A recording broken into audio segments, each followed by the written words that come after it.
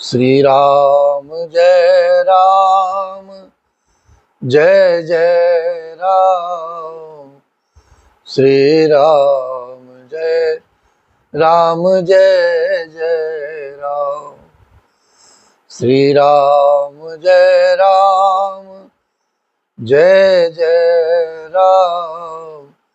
श्री राम जय राम जय जय राम।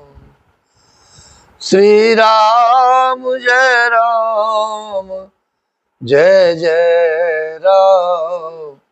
श्री राम जय राम जय जय राम।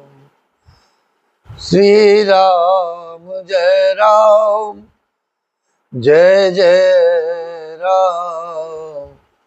श्री राम जय राम जय जय राम। नीलाम्बुजश्यामलकोमलाङ्गं सीतासमारोपितवामभागं पाणौ महासायकचारुचापं नमामि रामं रघुवंशनाथं। मनोजवं मारुततुल्य वेगं जितेन्द्रियं बुद्धिमतां वरिष्ठं वातात्मजं वानरयूथमुख्यं श्रीरामदूतं शरणं प्रपद्ये। श्रीरामदूतं शरणं प्रपद्ये। कर्पूरगौरं करुणावतारं संसारसारं भुजगेन्द्रहारं सदा वसन्तं हृदयारविन्दे भवं भवानी सहितं नमामि। भवं भवानी सहितं नमामि। हर हर महादेव शिव शंभो। ओम नमः शिवाय। ओम नमः शिवाय। ओम नमः शिवाय। देवों के देव महादेव भगवान नर्मदेश्वर महादेव की कृपा हम सभी के जीवन पर अपार है, आनंद है। और आनंद की कृपा ये जीवन पर नित्य प्रति बरस रही है। मेरे श्री कनक बिहारी सरकार, श्री राम लला सरकार, माँ जगत जननी जगदम्बिके माँ जानकी, माता पार्वती की कृपा इसी प्रकार हम सभी के जीवन पर बरसती रहे। और बारंबार निवेदन, इस श्रावण मास के पवित्र समय में मात्र एक लोटे जल से भगवान सांब सदा शिव को प्रसन्न करते रहें और अपने इस मन को आनंद में डुबोते रहें। महादेव की बारात पहुंची है और इस बारात में हम सभी शामिल होकर के और इस जीवन का आनंद प्राप्त करें कि भगवान भोलेनाथ के चरणों में मन लगाने का क्या आनंद मिलता है। और जहां पर उनकी साक्षात बारात हिमाचल नगरी में पधारी हो तब क्या आनंद है महाराज। श्री हरि हर के संग तमाम देवी देवताओं के भी दर्शन हो रहे हैं। ते ही अवसर नारद सहित अरुर्यस्य सप्त समेत समाचार सुने तुहिन गिरे गवने तुरत निकेत। इस समाचार को सुनते ही हिमाचल उसी समय नारद जी और सप्त ऋषियों को साथ लेकर अपने घर चले गए। तब नारद सब ही समझावा, तब नारद सब ही समझावा, पूरब कथा प्रसंग सुनावा। मैं नासत सुनहु मम बानी, जगदम्बा तब सुता भवानी। अजा अनादि शक्ति अविनाशिनी, सदा संभोवर धंग निवासिनी। जग संभव पालन लय कारिणी, निज इच्छाली लाभ पुधारिणी। तब नारद जी ने पूर्व जन्म की कथा सुनाकर सबको समझाया है महाराज, और कहा कि हे मैना, तुम मेरी सच्ची बात सुनो। तुम्हारी यह लड़की जो पुत्री है, साक्षात जगत जननी जगदम्बिके भवानी है। यह जन्मा अनादि और अविनाशिनी शक्ति हैं, सदा शिव जी के अर्धांग में रहती हैं। ये जगत की उत्पत्ति, पालन और संहार करने वाली हैं, और अपनी इच्छा से ही लीला शरीर धारण करती हैं। जन्मी प्रथम दक्ष गृह जाए, नाम सती सुंदर तनु पाए। तहाँ सती संग करहीं विवाही, कथा प्रसिद्ध सकल जग माही।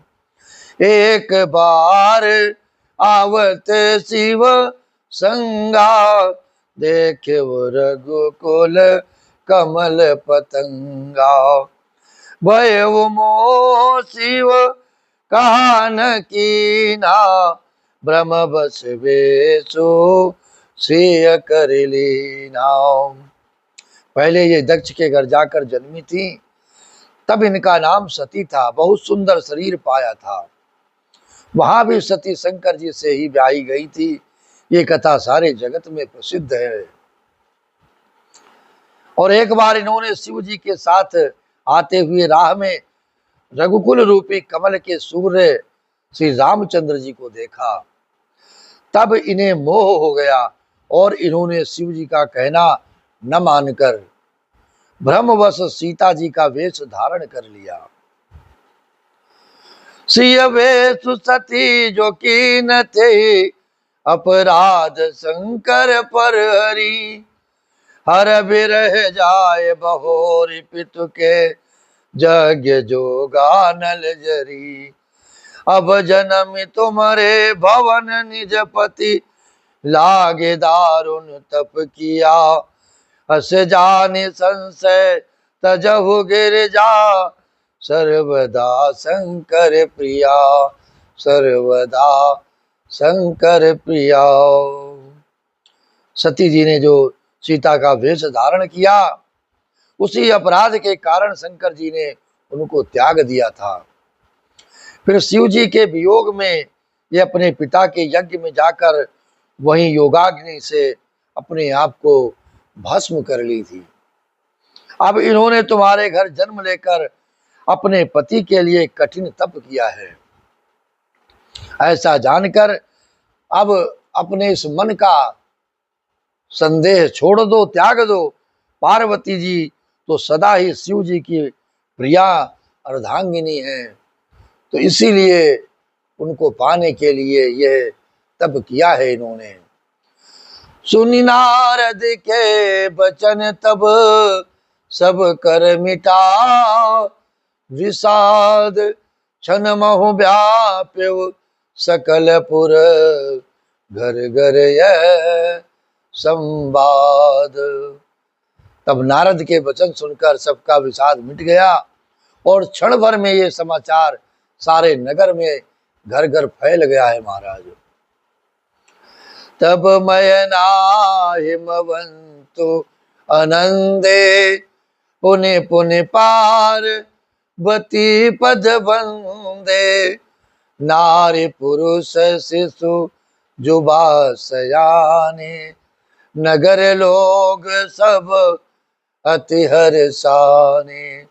लगे होन पुर मंगल गाना, सजे सबहि हाटक घटनाना। भांति अनेक भई जीवनाराव, सूप शास्त्र जस कछु व्यवहार। तब मैना और हिमवान आनंद में मगन हो गए और उन्होंने बार बार पार्वती के चरणों की वंदना की। स्त्री पुरुष बालक युवा और वृद्ध नगर के सभी लोग बहुत प्रसन्न हुए हैं महाराज। नगर में मंगल गीत गाए जाने लगे और सबने भांति भांति के सुवर्ण के कलश सजाए हैं। पाक शास्त्र में जैसी रीति है उसके अनुसार अनेक भांति की जोनार हुई रसोई तैयार की गई है महाराज। सो जीवनारे के जाई बखानी, बसहि भवन जय मातु भवानी। सादर बोले सकल बराती, विष्णु बिरंचे देव सब जाति। विविध भांति बैठे जीवनाराव, लागे परोसन निपुण सुआराव। नारी वृंद सुरजेवत जानी, लगे देन गारी मृदुबानी। लगी देन गारी मृदुबानी। जिस घर में स्वयं माता भवानी रहती हूँ, वहां की जीवनार भोजन सामग्री का वर्णन महाराज कैसे किया जा सकता है। हिमाचल ने आदर पूर्वक सब बरातियों को, विष्णु ब्रह्मा और सब जाति के देवताओं को बुलवाया है और भोजन करवाने वालों की बहुत सी पंक्तियां बैठी हैं और भोजन करने वालों की बहुत सी पंक्तियां बैठी हैं। चतुर रसोइये परोसने लगे। स्त्रियों की मंडलियां देवताओं को भोजन करते जानकर कोमल वाणी से गारियां देने लगी हैं और गाने लगी हैं। गारी मधुर स्वर देहि सुंदरी, व्यंग्य वचन सुनावही। भोजनो करहि सुर अति विलंबु, विनोद सुनि सचु पावही। जेवत जो बढ़े वो आनंद सो मुख, कोटे हूँ न परे कहो। अचवाई दीने पान गवने, बास जहाँ जाको रहो। बास जहाँ जाको रहो। सब सुंदरी स्त्रियां मीठे स्वर में गारियां देने लगी और व्यंग भरे वचन सुनाने लगी। देवगण विनोद सुनकर बहुत सुख अनुभव करते हैं, इसलिए भोजन करने में बड़ी देर लगा रहे हैं। भोजन के समय जो आनंद बढ़ा वो करोड़ों मुंह से भी वर्णन नहीं किया जा सकता महाराज। भोजन कर चुकने पर सबके हाथ मुंह धुलवाकर पान दिए गए। फिर सब लोग जहां ठहरे थे वहां के लिए प्रस्थान कर रहे हैं महाराज। बहुरे मुनहि हिमवंत कहूं, लगन सुनाई आए। फिर समय बिलो के विवाह कर, पठये देव बुलाए। पठये देव बुलाए। मुनियों ने लौटकर हिमवान को लगन लग्न पत्रिका सुनाई और विवाह का समय देखकर देवताओं को बुलाकर भेजा है। बोली सकल सुर सादर लीने, सबहि जथोचित आसन दीने। वेद वेद विधान समारी, सुभग सुमंगल गावहि नारी। सिंहासनो अति दिव्य सुहावा, जाय न भरनी विरंच बनावा। बैठे शिव विप्रन सिरुनाई, हृदय सुमिर निज प्रभु रघुराई, हृदय सुमिरे निज प्रभु रघुराई। सब देवताओं को आदर सहित बुलवा लिया और सबको यथा योग्य आसन दिया। वेद की रीति से वेदी सजाई गई है और स्त्रियां सुंदर श्रेष्ठ मंगल गीत गाने लगी है। इधर वेदिका पर एक अत्यंत सुंदर दिव्य सिंहासन बनाया गया था, जिसकी सुंदरता का वर्णन नहीं किया जा सकता, क्योंकि वो स्वयं ब्रह्मा जी का बनाया हुआ था। ब्राह्मणों को सिर नवाकर और हृदय में अपने स्वामी श्री रघुनाथ जी का स्मरण करके शिव जी उस सिंहासन पर बैठ गए हैं महाराज। बहुरे मुनि सन उमा बुलाई, कर सिंगारो सखी ले आई। देखत रूप सकल सुर मोहे, बरने छवि यस जग कवि कोहे। जगदम्बिका जानि भव भामा, सुरन मन ही मन कीन प्रणामा। सुंदरता मर्याद भवानी, जाई न कोटि हो बदन बखानी। जाई न कोटि हो बदन बखानी। पार्वती जी को जगदम्बा और शिव जी की पत्नी समझकर देवताओं ने मन ही मन प्रणाम किया। भवानी जी की सुंदरता सीमा है, करोड़ों मुखों से भी उनकी शोभा नहीं कही जा सकती। और पार्वती जी के जो श्रृंगार का वर्णन किया गया है ऊपर, फिर मुनीश्वरों ने पार्वती जी को बुलाया है, सखिया श्रृंगार करके उन्हें ले आई। पार्वती जी के रूप को देखते ही सब देवता मोहित हो गए हैं। संसार में ऐसा कौन कवि है जो सुंदरता का वर्णन कर सके महाराज। कोटि वो बदन नहीं बने बरनत, जग जननी शोभा महा। सकुच कहत सुत शेष सारद, मंदमति तुलसी कहो। छवि खाने मातु भवाने गवनी, मध्य मंडप शिव जहाँ। अवलोक सकै न सकुच पति पद, कमल मन मद करता। जगत जननी माँ पार्वती की महान शोभा का वर्णन करोड़ों मुखों से भी करते नहीं बनता महाराज। वेद शेष जी और सरस्वती जी तक उसे कहते हुए सकुचा जाते हैं। तब मंद बुद्धि तुलसी किस गिनती में है। सुंदरता और शोभा की खान माता भवानी मंडप के बीच में जहाँ शिव जी थे वहां गई हैं। वे संकोच के मारे पति शिव जी के चरण कमलों को देख नहीं सकती, परंतु उनका मन रूपी भंवरा तो वही रसपान कर रहा था महाराज। मुनि अनुशासन गणपति है, पूजे वो शंभु भवानी। वो सुने संशय करे जनी, सूर्यनादि जिय जानी। सूर्यनादि जिय जानी। मुनियों की आज्ञा से शिव जी और पार्वती ने गणेश जी का पूजन किया है। मन में देवताओं को अनादि समझकर कोई इस बात को सुनकर शंका न करे कि गणेश जी तो शिव पार्वती की संतान है, अभी विवाह से पूर्व ही वे कहां से आ गए। यह मन का संशय है। ये मन का संशय आगे की कथा में दूर होगा। श्री राम जय राम, जय जय राम। क्योंकि भगवान भोलेनाथ तो स्वयं ही कहते हैं कि उमा कहूँ मैं अनुभव अपना, सतहरि भजन जगत सब सपना।